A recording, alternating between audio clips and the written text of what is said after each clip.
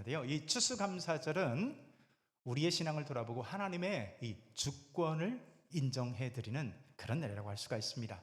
미국 청교도들의 추수감사절의 이 시작은요, 신앙의 자유를 찾아서 1620년 신대륙을 찾아서 떠났던 당시 102명의 메이플라워 홀을 타고 떠났던 이들에게서 사실은 유래가 됐는데요. 신앙의 자유를 찾아서 떠난 항해였으나 그해 겨울이 얼마나 혹독했던지 절반 넘는 사람들이 정말 기아와 질병 속에서 생명을 잃는 등의 정말 생존 자체가 기적과 같은 그런 상황에서 이듬해 첫 수확을 거뒀을 때 그들이 감사절로 하나님께 드리게 되었습니다. 이제 이것은 단순히 우리에게 수확을 주셨습니다 라고 하는 그 차원을 넘어서서 그런 절망 속에서도 하나님이 보호하시고 하나님이 지켜주셨습니다 라고 하는 이 하나님의 구원과 은혜에 대한 반응한 그런 행위라고 말할 수가 있습니다. 그래서 당시 가장 좋은 것들을 모아서 하나님께 감사로 봉헌하였고 그 당시에 원주민들과 함께 3일 동안 이렇게 감사의 날로 이렇게 보냈던 것이 추수감사절이라고 할 수 있습니다. 그러면 이 추수감사절은 미국인들이 그냥 만든 거냐? 아닙니다. 당연히 이 추수감사절은요, 성경에 근거한 절기라고 말할 수가 있겠죠. 구약시대 백성들은 이 첫 수확을 거두게 되면 우리가 봄에 맥주감사절을 드리죠. 그래서 이스라엘 백성들은 봄에 한 6월쯤에 맥주감사절을 드렸고, 가을에는 이름이 여러 가지 이름이 있어요. 수장절, 초막절, 장막절 등등의 이런 이름으로 해가지고 처음 익은 열매를 하나님께 봉헌해서 드렸어요. 실제로 이 추수감사절이라고 하는 것은 내 재물과 첫 소산물로 여호와를 공경하라라고 하는 이 하나님의 말씀에 근거하고 있는 것이겠죠. 자, 그러면 여러분, 하나님은 왜 우리에게 감사절을 지키라고 말씀을 하실까요? 신명기 16장이나 24장 정도를 보게 되면 너희가 애굽의 종되었던 것을 기억하라 라고 하시면서 감사절을 지킬 것을 명령을 합니다. 첫 번째가 뭐라고요? 너희가 애굽의 종되었던 것을 기억하라. 또 26장에서는 이 모든 것이 하나님의 은혜였음을 잊지 말 것을 명령하시면서요, 오늘 감사절을 지킬 것을 말씀을 하십니다. 자, 여러분들은 그렇게 고백할 수 있나요? 애굽의 종되었던 것을 기억하라. 우리들에게 있어서 이 애굽의 종되었던 것을 기억하는 것이 있다면 뭘까요? 성경은 우리의 하나님을 믿기 전에 우리들의 삶의 자리에 대해서 말씀하시는데, 에베소서 2장을 보게 되면 이렇게 말하고 있습니다. 그때 너희는 그 가운데 행하여 이 세상 풍조를 따르고 공중의 권세 자본자를 따랐으니 곧 지금 불순종의 아들들 가운데 역사하는 영이라. 전에는 우리도 다 그 가운데서 우리의 육체의 욕심을 따라 지내며 육체와 마음에 원하는 것을 하여 다른 이들과 같이 본질상 진노의 자녀였더니, 이렇게 말하는 거예요. 자, 여기 보니까 우리가 허물과 죄로 죽었던, 이렇게 말을 하죠. 그리고 우리의 정체성이 뭐라고요? 본질상 진노의 자녀가 되어서, 다시 말해서 사탄에게 매여 종노릇하는 상태로 성경을 보고 있는 거예요. 전에 단군교 교주였던, 그러니까 이제 단군교라고 하면 무당들의 연합한 종교를 단군교라고 말하는데, 얼마나 셌으면 그 단군교, 다시 말해서 무당들이 모인 그 교회에서도 교주가 된 사람이 바로 이 김혜경이라고 하는 분인데, 이분이 놀랍게도 하나님을 믿게 돼서 하나님의 자녀가 됩니다. 근데 그분의 간증을 보게 되면 이 사탄에게 매이고 사탄에 이끌리고 사탄의 종로로 탄다는 것이 얼마나 비참한 삶인지를 정말 적나라하게 보여주거든요. 원래 이 사람은 청년 시절에 이 가난이 너무 지독해가지고, 이 가난이 싫어가지고 무작정 서울로 상경한 젊은이였어요. 그래가지고 이분이 미용 기술을 배워가지고 한때는 제법 잘 나가는 미용사로 소문이 나기도 했는데, 1973년 2월 23일 날 밤에 누군가가 자신의 이름을 부르며 찾아옵니다. 한밤중에 귀신이 찾아온 거예요. 자신의 부르는 이 귀신에 이끌려 그달부터는 귀신이 이끄는 대로 종로로 타는 인생을 살게 되는데, 이게 싫어가지고 도망을 쳤다가도 끔찍한 대가를 치르고 결국 귀신에게 이끌려 와서 산속에서 50일 동안 이 귀신에게 1대1 레슨을 받고요, 나중에 그가 단군교 교주가 되는 거예요. 이분이 이제 김혜경 목사님이시 나중에 되셨죠. 지금은 제가 돌아가신 걸로 알고 있는데, 우리가 여러분 무당은 아니지만 실상 하나님 없이 살아가는 사람은 어둠의 영에 이끌린다고 볼 수가 있습니다. 우리가 아무리 아니라고 그래도요, 둘 중에 하나인 거예요. 하나님께 속하든지 아니면 공중의 권세에 잡은 자, 다시 말해서 마귀의 영역 아래 살아가든지라고 성경은 우리에게 그렇게 삶의 자리를 말하고 있는 거예요. 자, 그런 우리들을 마치 애굽의 종되었던 이스라엘 백성들을 하나님이 건지시고 하나님께서 백성 삼아 주신 것처럼 여러분, 우리들을 하나님이 구원하시고 자녀 삼아 주신 줄로 믿습니다. 그래서 요한복음 1장 12절에서 뭐라고 말씀하십니까? 영접하는 자, 곧 그 이름을 믿는 자들에게는 하나님의 자녀가 되는 권세를 주셨으니 라고 말씀하시죠. 자, 그래서 오늘 추수감사주의를 통해서 그 하나님께 영광을 돌리라 라고 말씀하시는 거예요. 애굽의 학정 아래 이 바로, 이 파라오죠. 파라오의 학정 아래서 노예로 신음하던 그들 입장에서 한번 생각을 해보세요. 인권이 어디 있고 복지가 어디 있습니까? 그야말로 이 이스라엘 백성들이 바로의 이 학정 아래서 혹독한 처참한 삶을 살아가던 그들이었어요. 그런데 그런 그들이 하나님의 은혜로 하나님의 백성 됐을 뿐만 아니라 여러분, 가나안 땅의 주역이 된 것입니다. 그래서 감사절은 자신의 이 소유권과 주권이 전적으로 하나님께 있습니다 라고 고백하는 여러분, 그런 신앙 고백적 행위가 오늘 감사절이라고 말할 수가 있습니다. 특별히 이제 우리가 읽은 이 시편 50편은요, 이 표제를 보게 되면 아삽의 시 이렇게 되어 있습니다. 그러니까 이 아삽이라고 하는 사람은 하나님의 성전에서 음악을 지휘하고 찬양을 전담했던 사람이었습니다. 제가 오늘 우리 최영락 장로님 지휘하시는 걸 보니까 오늘따라 유난히 더 멋있었습니다. 딴 때보다도 감사절을 맞아서 그런지 몰라도 더 특별히 멋있다고 생각을 했는데, 이 아삽이라는 분이요, 작곡도 하고 작사도 하고 그것도 당시 찬양대, 성가대를 죄송합니다, 지휘했던 지휘자였습니다. 자, 그런데 그런 사람이, 이 아삽이 당시 이스라엘 백성들을 향해 안타까운 마음으로 쓴 시가 오늘 시편 50편인 거예요. 자, 본문 내용을 보면 예배도 있고 제사도 있는데 분명히 가장 중요한 뭔가가 빠져 있음을 오늘 안타까워하면서 쓴 내용인데요. 8절을 보세요. 나는 내 재물 때문에 너를 책망하지는 아니하리니 내 번제가 항상 내 앞에 있음이로다. 그러니까 무슨 말이냐면, 재물도 있어요, 예배도 있어요. 그런데 하나님 보시기에 뭐가 없다고요? 감사 없는 예배가 진행되는 거예요. 외형적 예배는 있는데 감사라고 하는 삶의 반응으로 저들이 화답하지 않는 거죠. 여러분, 우리들은 어떻습니까? 정말 감사로 반응하고 있나요? 얼마 전에 제가 우리 딸 때문에 제가 너무나 감격한 적이 있는데요. 그날도 제가 이제 목양실에서 진액을 짜내는 마음으로 정말 설교 준비를 하고 있었는데 굉장히 그날따라 좀 많이 힘들었습니다. 근데요, 갑자기 문이 벌컥 하고 열렸습니다. 웬만하면 목양실에 벌컥 열리질 않는데 벌컥 하고 문이 열리더니 누가 들어왔어요? 네, 우리 딸이 문을 열고 달려오는데, 딸이 달려오는 것만으로 피로가 풀릴 것 같은데 얘가 뭔가를 흔들리면서 옵니다. 그래서 얘가 뭔가를 하고 봤더니 아이스크림 밥 한 발을 손에 들고 아빠 하고 뛰어들어오는데요. 피아노 학원 끝나면 항상 얘가요, 이렇게 이제 학원차를 타고 집에 오는데 이제는 컸다고 처음으로 집까지 걸어왔나 봐요. 근데 집에 걸어오는 도중에 가게를 지나는데 누가 생각났어요?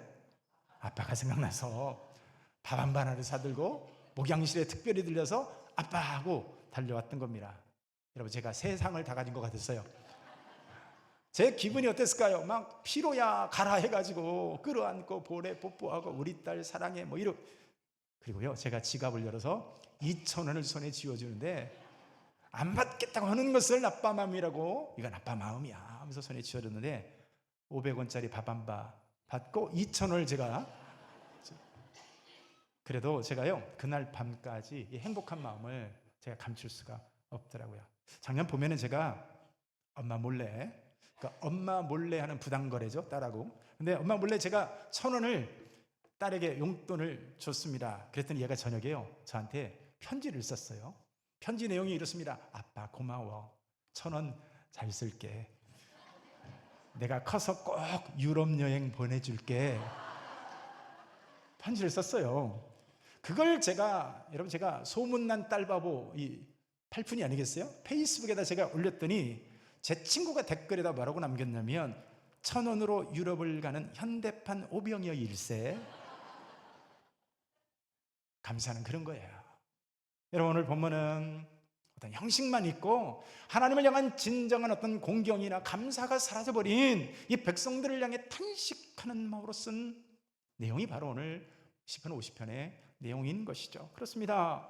하나님을 향한 감사의 망각은 곧 주권에 대한 망각이라고 볼 수가 있습니다. 이스라엘 백성들이 드린 이 감사의 절기나 오직 하나님을 향한 그야말로 신앙의 자유를 찾아서 생명을 건 이 창교도들이 드렸던 이 감사의 절기나, 여러분, 그들의 감사절은요 하나님을 향한 주권적 고백인 거예요. 나의 모든 것은 주님으로 말미암은 것입니다, 인 거죠. 누가복음 17장을 보면 그 유명한 10명의 나병 환자들을 치유하시는, 다시 말해 그들이 예수님께 고침받는 장면이 등장을 합니다. 나병 환자가 어떤 사람들이에요? 예전에 이제 우리가 좀 문둥병이라고 불렸던 그야말로 절망적인 병 아니겠습니까? 이 사람들이 가족으로부터 쫓겨나고 사회로부터 단절되고 나가서 심지어 성전에조차 나와서 예배드릴 수 없는 그야말로 안타까운 사람들의 모습인 거예요. 그게 오늘 10명의 문둥병자의 모습인 거죠. 당시에는요 일반 장정들도 이 삼시세끼를 뭔가 해결한다는 것이 결코 쉽지 않은 그런 힘겨운 시대였는데, 하물며 이 나병에 걸린 이들의 삶은 어땠을까요? 누군가 주면 살고 아니면 굶어 죽는 이런 비참한 모습인 거죠. 여러분, 그랬던 그들을 향해 예수님께서 제사장들에게 가서 너희 몸을 보이라 라고 하셨는데요, 놀랍게도 그들이 예수님의 말씀을 듣고 제사장을 향해서 가다가 10명 모두 치유함을 받게 됐어요. 그런데 여러분, 9명은 니나노 하고 그냥 제갈 길로 가버렸는데 1명은 되돌아와서 감사를 합니다.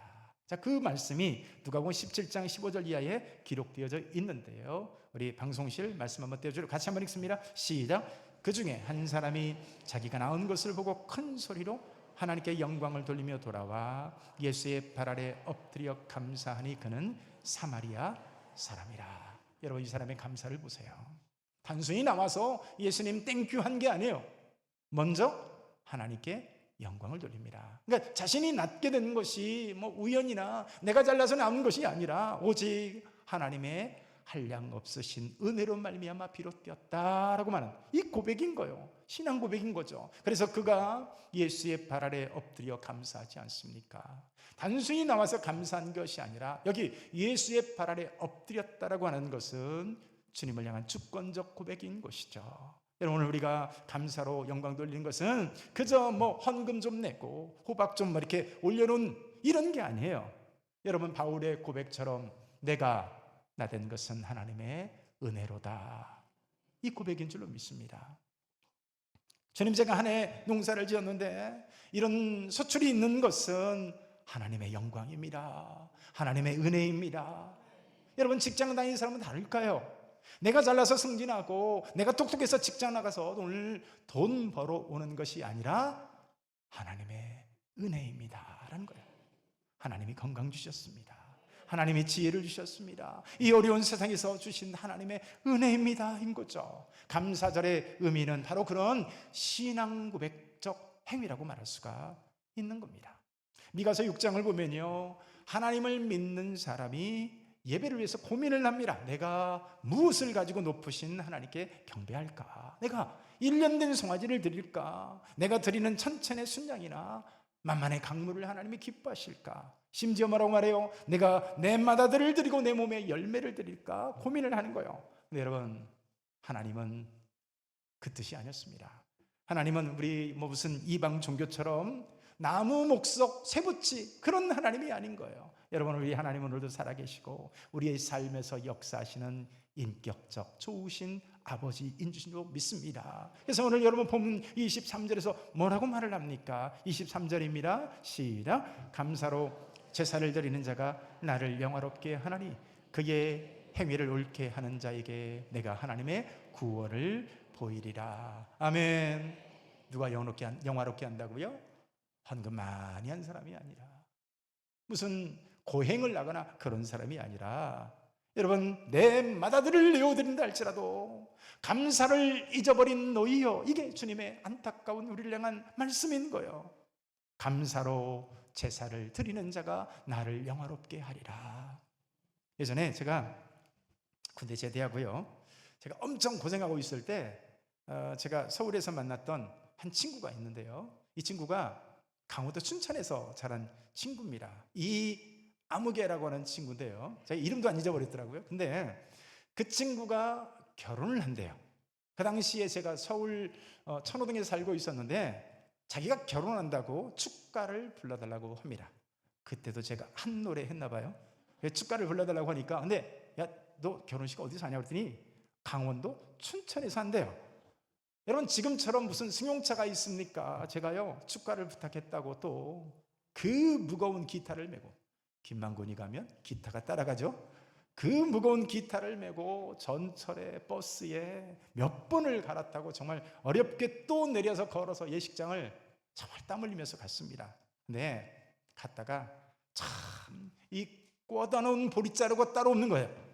정말 그야말로 혼자 아는 사람도 없이 뻘쭘하게 서가지고 혼자 밥 먹고 시간 돼 가지고 축가를 불렀습니다. 근데 신랑이라는 사람이 뭐 자기만 혼자 신났지, 이 사람 만나고 저 사람 만나서 악수하고 깔깔거리고 웃고, 그리고 나서 스치듯 찾아오더니 수고했다고 돈 몇 푼 쥐어주더니 어디로 가버렸어요. 여러분, 그 강원도에 내가 아는 사람이 누가 있어요? 그 친구 하나 보고 제가 그 먼 곳까지 가서 기타 둘러매고 갔는데, 여러분, 그때 느꼈던 모멸감을 지금도 느낄 수가 없습니다. 여러분, 끝나고도 내가 얼마나 뻘쭘하게 서 있다가 혼자 돌아오는데 정말 허탈감을 느끼고 모멸감을 느낀 채 돌아왔어요. 전혀 감사하던 말도 없이, 여러분, 제가 한 5만 원이나 줬나요? 여러분, 그거 벌자 고깔이 갔을까요? 여러분, 친구를 축복하고 친구를 만나서 정말 우정과 사랑하는 마음에서 거깔이 갔는데 일체 그런 거 없이 돈 봉투 이렇게 쥐어주더니 어디로 가버렸어요. 여러분, 감사를 잃어버리고 사는 어쩌면 우리를 향한 하나님의 마음이 그렇지 않을까요? 우리 22절 같이 한번 읽습니다. 시작. 하나님을 잊어버린 너희여, 이제 이를 생각하라. 그렇지 않으면 내가 너희를 찢으리니 건질 자 없으리라. 여기 하나님을 잊어버린 너희여라는 말씀은 문맥상 감사를 잊어버린 너희여인 거예요. 내가 너희에게 베풀어준 그 엄청난 은혜들을 망각해버린 너희여인 거죠. 내가 너희를 얼마나 사랑하는지 그 사랑을 잊고 살아가는 너희여인 거죠. 디모데후서 3장을 보면 말세 시대 때가 되면 말세를 살아가는 사람들의 특징이 등장을 하는데, 말세에 고통하는 때가 이르리니 하면서요, 자기를 사랑하며 돈을 사랑하며 교만하며 쾌락을 사랑하며 등등의 이런 일들이 쭉 얘기가 나오다가, 여러분, 그 이후에 의미심장한 구절이 등장을 하는데 바로 3장 2절에 감사치 아니하며인 거예요.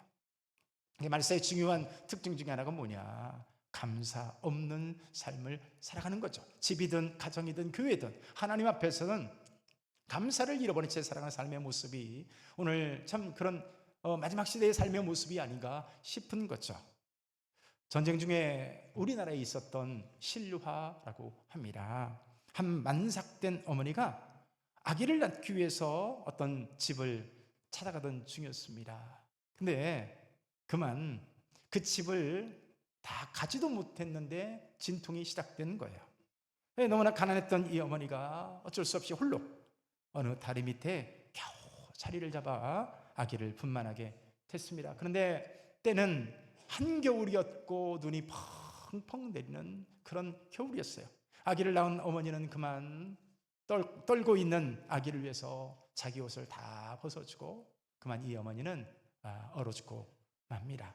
얼마 시간이 지난 이후에 미군 장교 한 사람이 차를 타고 그 근처를 지나가다가 마침 기름이 떨어졌습니다. 그래가지고 부대에 연락을 취해놓고 이제 사람을 기다리고 있는데 어디선가 아기 울음소리가 들리는 거예요.